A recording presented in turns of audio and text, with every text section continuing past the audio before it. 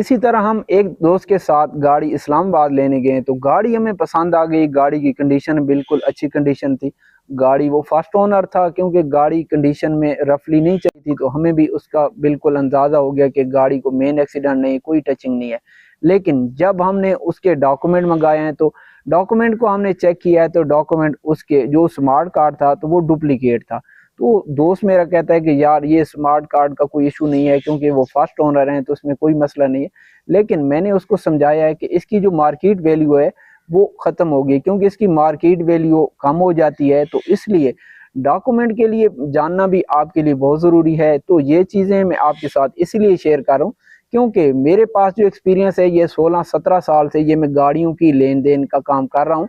तो ये आपके साथ शेयर इसलिए कर रहा हूँ कि ताकि जो न्यू बिगनर हैं तो वो गाड़ी खरीदने जाते हैं तो गाड़ी का उनको मैकेनिकल, डेंटिंग पेंटिंग, टेक्निकल या जो डॉक्यूमेंट के मसाइल हैं उनके बारे में उनको मालूमात होनी चाहिए।